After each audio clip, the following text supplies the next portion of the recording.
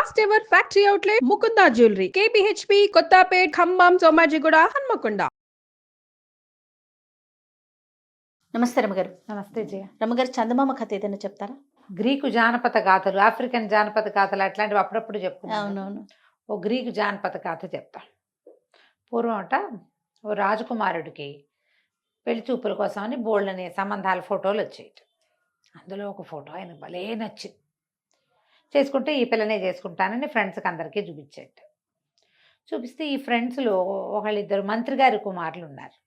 వాళ్ళు ఆ రాజకుమార్తె వివరాలన్నీ తెప్పించారు.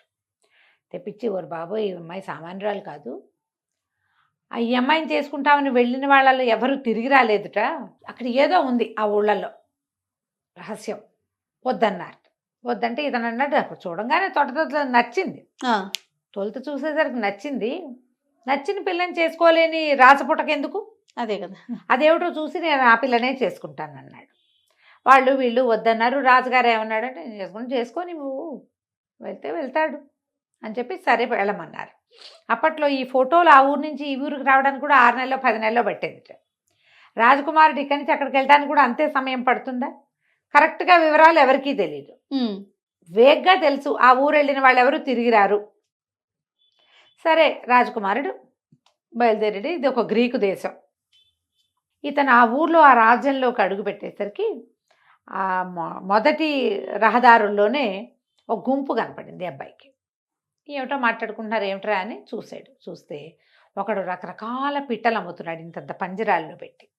అన్నీ అయిపోయినాయి, ఒకే ఒక పెట్టను. పంజరం భలే బాగుంది. ఆ పిచ్చుక దాంట్లో ఉన్న పక్షి కూర్చుని దాని మీద వేళ్లాడే దాని మీద కూర్చుని ముక్కు లోపల పెట్టుకుని కూర్చుంది. అదేం పక్షో తెలియటల్లా. కానీ అక్కడ అన్ని బుల్బుల్స్ అవి ఇవి కొనుక్కున్న వాళ్ళు 2-3 నిలబడి ఒకళ్ళిద్దరు దాని మీద డిస్కషన్ పెడుతుంటే ఈ లోపలున్న ఫలానా పిచ్చి వస్తువు పక్షి కూడా బుల్బుల్నేనని భావించాడు రాజకుమారుడు. ఏమనుకున్నాడు, ఎవరు తోడు లేకుండా వచ్చాము, ఓ మాట్లాడే పక్షిని కనుక కొనుక్కుంటే ఈ బుల్బుల్స్ అవి కిచుకిచు పాడుతూ ఉంటాయి, కొంచెం కాలక్షేపంగా ఉంటుంది, మరీ ఒంటరిగా లేకుండా ఉంటామని వాడు ఏదో రేటు చెప్తే ఆ రేటుకి డబ్బులు ఇచ్చేసి తీసుకున్నాడు. ఓకే. తీరా ఆ గుంపు బోళ్ళంత సమూహం ఉంది కదా, ఆ పక్షిని బాగా చూడ్డానికి ఇతనికి తెలియలే. యువతలకు వచ్చి ఓ సత్రం గదిలో చేరి చూసేసరికల్లా అదొక మామూలు పిచ్చుక. అదేదో బంగారు పంజరంలాగా కనపడుతుంది.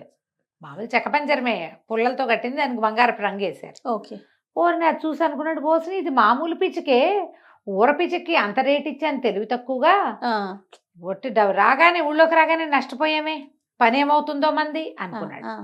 పైకే అన్నాడు. అనంగానే అందులో ఉన్న పిచ్చికంది, ఏం పర్వాలా, నన్ను తీసుకున్నందుకు నువ్వేం నష్టపోవు, నీకు లాభం చేకూరుస్తా నేను అనేసరికి ఆశ్చర్యపడి, ఊసి నీ పిచ్చిక నీకు మాటలు వచ్చా అన్నాడు.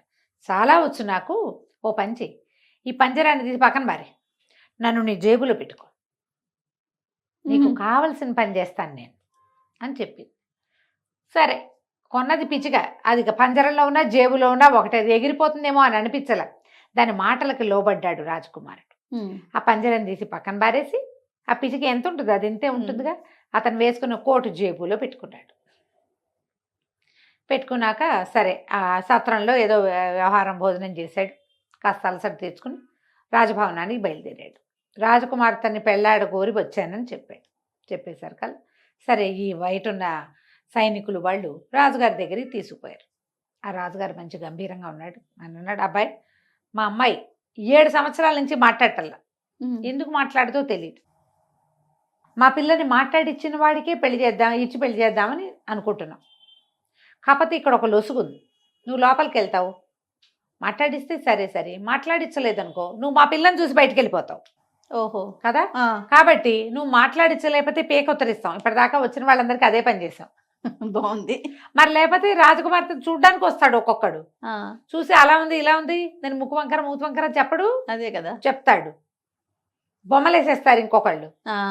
అందుకని మేము ఆ అవకాశం ఇవ్వం, తల ఉత్తరించుకోవడానికి సిద్ధపడితేనే రా. చాలామంది వచ్చి వెళ్ళిపోయారు వెనక్కి. కానీ కొంతమంది రాజకుమారులు రాచపుటకనుకో వాడు ఏమంటాడు, చచ్చినా సరే సాహసం తీరా డింభకాని పోతాడు లోపలికి. తర్వాత ఏమవుతుంది, గెల్టెన్లోకి వెళ్తాడు వాడు, ఆ మెడకత్తిరిచ్చే దాంట్లోకి. సరే బై ఏ పిచ్చికంది లోపల నుంచి చెప్తుంది, బెదరకు నేనున్నా, భయం లేదు, పద వెళ్దామంది. ఇతను కూడా కాస్త ముందు వెనక ఆలోచించకుండా సరే నేను మాట్లాడిస్తాను, నాకు చాలా సమర్థత ఉందన్నాడు. కుర్రాడు కొంచెం జవజవలాడుతూ బాగానే ఉన్నాడు. ఫలానా అదేదే దేశపు రాజకుమారుడు అని తెలుసుకుని, రాజుగారు నాయన జాగ్రత్త, మీ నాన్నకి ఎంతమంది కొడుకులో అన్నాడు. చాలామందే ఉన్నారండి, అయినా కూడా నేను గెలుస్తాను, నాకేం భయం లేదు, మీరు నన్ను రాజకుమార్తె దగ్గరికి పంపించండి అన్నారు. ఆ అమ్మాయిని ఒక సెపరేట్ మందిరంలో ఉంచారు. అమ్మాయి ఎవరితోటి మాట్లాడదు, మాట్లాడడం మానేసింది. 7 ఏళ్ళు అయింది. ఒక ముసలి దాది, చిన్నప్పటి నుంచి ఆ పిల్లని ఎత్తుకు పెంచిన దాది మాత్రమే ఈ అమ్మాయికి సహాయకారిగా ఉంటుంది. ఆ ముసలమ్మాయి పిల్ల ఉంటున్నారు అక్కడ ఆ బిల్డింగ్లో. ఇంకా ఇతరత్ర పనులు చేసేవాళ్ళంతా పనులు చేసి బొమ్మలాగా వెళ్ళిపోతారు. ఈ పిల్ల ఎవరితోటి మాట్లాడదు, ఎవరేం మాట్లాడి 4 పీక్స్ వచ్చినా సమాధానం చెప్పదు. సరే లోపలికి వెళ్ళాడు. వెళ్ళాక నమస్కారం రాజకుమారి అంటే ఆ పిల్ల అట్లా చూసింది. బాగున్నారా అన్నాడు. ఎందుకు మీరు మాట్లాడటలేదు అన్నాడు. అనేసరికి ఈ పిచ్చికంది, నువ్వు పని చేయి, నువ్వు అటు ఇటు తిరిగి ఆ రాజకుమార్తెకి అవతల పక్కన ఒక గూళ్ళలాగంటే కనపడుతుంది కదా, ఆ గూట్లో పెట్టింది నన్ను. తర్వాత గూటితో మాట్లాడుతున్నట్టుగా వేయి వేషం, గూట్లో నుంచి నేను నీతో మాట్లాడతా, నువ్వు ఎంతైనా కవిచ్చు, నేను నీకు సమాధానం చెప్తా అనేసరికల్లా ఈ అబ్బాయి ఏం చేశాడు, ఆ పిచ్చుకని అలాగా జేబులోంచి తీసి చేత్తపుచ్చుకున్నాడు. ఈ రాజకుమార్తెని మిమ్మల్ని ఒకసారి పూర్తిగా చూడనివ్వండి అని అటు ఇటు తిరుగుతూ అతని వైపు కూడా చుట్టాల అమ్మాయి వెళ్ళి ఏం చేశాడు, రాజకుమార్తె కూర్చున్న దానికి కాస్త వెనకగా ఉన్న ఒక గూట్లో పిచ్చుకని తోసేసాడు. అది పోయి లోపలికి కూర్చుంది. మళ్ళీ వచ్చి రాజకుమార్తెకి ఎదురుకుండా నుంచున్నాడు. ఏంటి రాజకుమారి ఒక మాట కూడా మాట్లాడట్లేదు, సరే మీరు మాట్లాడేపోతే నా గూటుతోటైనా మాట్లాడతాను, ఏమే గూడు బాగున్నావా అన్నాడు. గూట్లో నుంచి ఆ పిచ్చిగా మాట్లాడాడు. చాలా బాగున్నాను అనగానే రాజకుమార్తె అడిలిపోయింది. ఏమిటి ఎవరు మాట్లాడుతున్నారు? వెనక్కి తిరిగి చూసింది.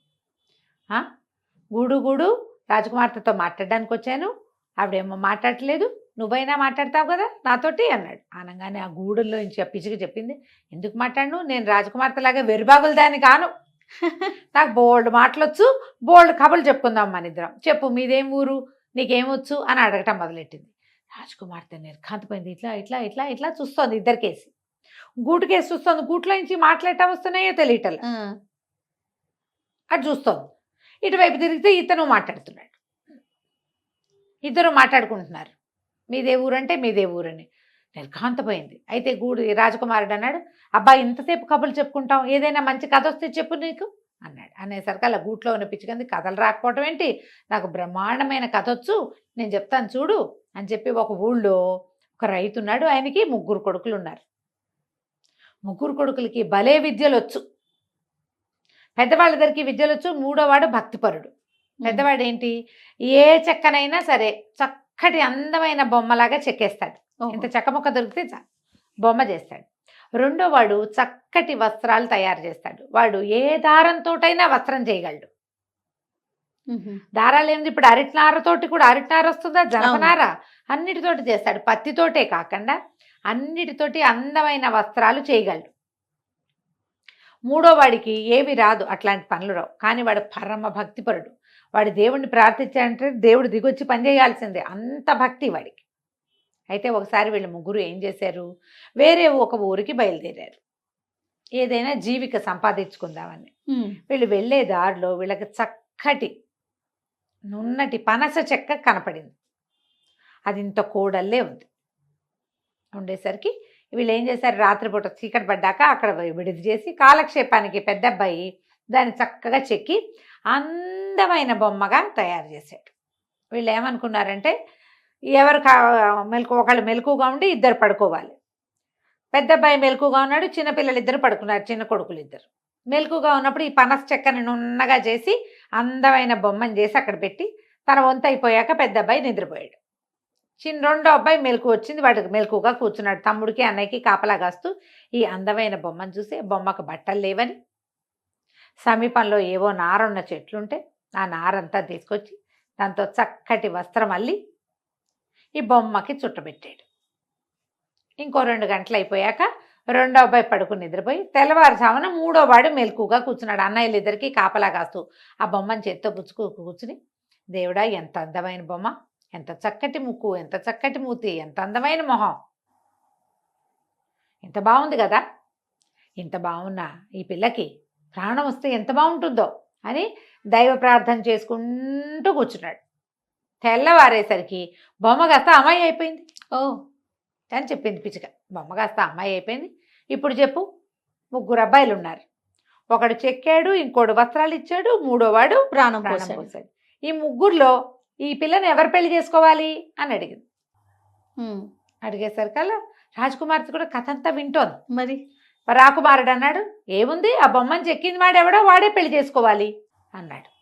అనేసరికల్లా గూడుంది, అలా ఎలాగా, బొమ్మని చెక్తే మాత్రం దానికి అందమైన బట్టలు కట్టి దాని సౌందర్యాన్ని పెంచిన వాడెవడు, రెండోవాడు చేసుకోవాలి అంది. అనగానే ఈ రాజకుమార్తె శివాలను వచ్చి గడదు గుడ్డేం కాదు, దానికి ప్రాణం పోసింది మూడోవాడు, వాడు చేసుకోవాలి పెళ్ళని మాట్లాడేసి అనగానే బయట నుంచి ఆ ముసలమ్మ బయట కూర్చుని ఉంది. ఈ కథ అంతా ముసలమ్మ కూడా ఉంటుంది. అమ్మో మా చిన్నరాణి మాట్లాడిందని పరుగులు పెట్టేసరికి రాజుగారు అందరు వచ్చేసారు. ఏమబ్బాయి, మా అమ్మాయి మాట్లాడిందా అని అడిగాడు. మాట్లాడిందండి అన్నాడు. ఈ అమ్మాయి ఏంది, అంత అబద్ధం, నేనేం మాట్లాడలా అని చెప్పింది. ఎప్పుడైతే ఈ దాది చిన్నరాణి మాట్లాడింది అనగానే అమ్మాయి ఇట్లా నోటి మీద చేసుకుని కూర్చుంది. ఇంకా మాట్లాడకుండా ఉందామనుకుంది. మాట్లాడింది అని కవించేసరికల్లా అబ్బాయి నేను మాట్లాడలేదు. రాజుగారు పెళ్ళ నవ్వాడు. నీ కంఠం అందరూ వినేశారు అని చెప్పి, భలే ఎత్తేసావు, ఇంత తెలివితేటలు నీకు ఎట వచ్చాయి అని అడిగితే, నీ తెలివితేటలన్నీ నా ఒకడవే కాదండి, నాకు నేను ఈ గూటుతో మాట్లాడే, ఈ గూట్లో ఉన్నాయి తెలివితేటలన్నీ అని చెప్పాట రాజకుమారుడు. ఓహో. అప్పుడు పిల్ల చెప్పింది, అవును నాన్న, గూట్లో నుంచి ఎవరో మాట్లాడారు అని చెప్పింది. గూడే మాట్లాడిందంటే ఆ గూట్లో నుంచి ఇట్లా పిచ్చిగా బయటకు వచ్చింది. బయటకు వచ్చేసరికి అలా ఆశ్చర్యపోయారు, ఏమిటి అని. ఈ రాజకుమార్తె ఒకరోజు ఒక గూని మంత్రగత్తెని చూసి గూనిగా ఉందని వెక్కిరిచ్చింది. అందుకని నోరు మూతపడిపోవాలని ఆవిడ శాపం పెట్టింది దీనికి, ఈ పిల్లకి. అందుకని పిల్లకి మాటలు పోయినాయి కానీ ఈ మంత్రగత్తె వల్లే ఈ పిచ్చిక కూడా మాటలు వచ్చినాయి పిచ్చికి. అదేం చేసింది, ఇక్కడికి వచ్చి ఈ ప్రాణం లేని దాంతో గూటుతోటి కదా మాట్లాడుతుంది, అందులో పిచ్చుకుందని పిల్లకి తెలియదుగా. ఆ ప్రాణం లేని వస్తువుతోటి మాట్లాడడం వల్లే దీనికి మళ్ళీ ఆ శాపం పోయిందనమాట. పిచ్చికి తెలుసు ఆ కిటుకు, అందుకని అది లోపలికి వచ్చింది. సూపర్. దాంతో ఈ మంత్రగత్తె వేసిన మంత్రకట్టు విడిపోయి 7 ఏళ్ల నుంచి మాట్లాడిన రాజకుమారి మళ్ళీ మాట్లాడటం మొదలుపెట్టేసరికి ఆ గ్రీకు దేశపు రాజకుమారుడికి ఇచ్చి ఇంకో గ్రీకు దేశపు రాజకుమార్తెని పెళ్లి చేశారు. అది కంచికి మనం బాగుందండి. నమస్తే. నమస్తే.